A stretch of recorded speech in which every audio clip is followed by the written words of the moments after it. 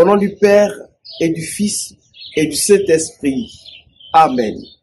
Ce jour que fit le Seigneur, qu'il soit pour nous jour de fête et de joie. Salut à vous, très chers abonnés de Parole de Dieu au quotidien.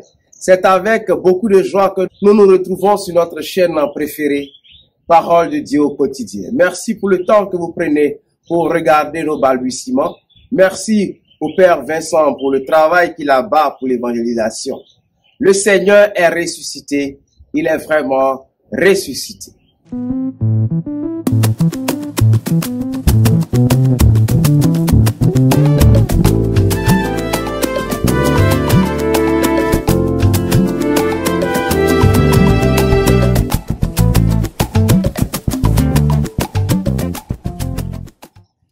Frères et sœurs, nous célébrons aujourd'hui la Pâque du Seigneur annoncée.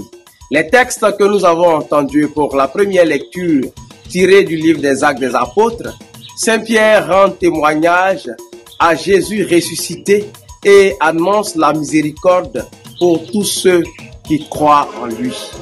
La deuxième lecture que nous avons entendue, tirée de la lettre de Saint Paul aux Colossiens, Saint Paul nous invite à rechercher les réalités d'en haut.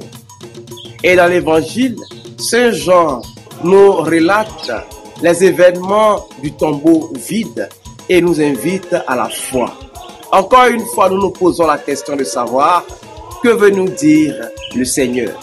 Frères et sœurs, nous célébrons aujourd'hui la fête de Pâques annoncée.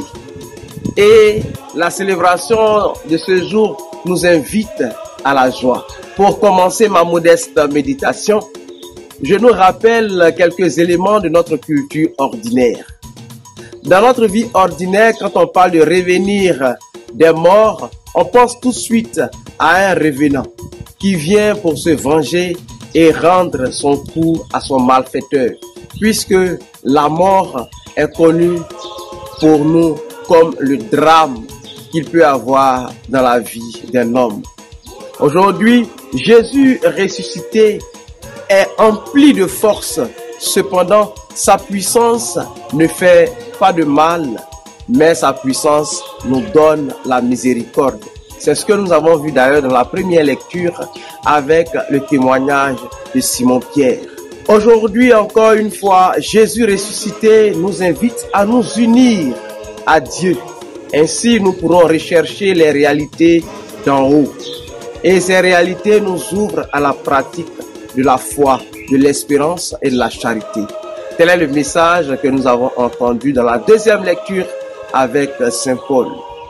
Frères et sœurs, Jésus ressuscité nous invite à ne pas le chercher au tombeau, mais à croire qu'il est effectivement ressuscité en voyant le tombeau vide. Encore une fois, soyons dans la joie. Le Seigneur est ressuscité. Il est vraiment ressuscité. Frères et sœurs, c'est avec beaucoup de joie que j'ai partagé avec vous ma modeste méditation pour la fête de Pâques. Nous nous donnons rendez-vous à très bientôt. Le Seigneur soit avec vous.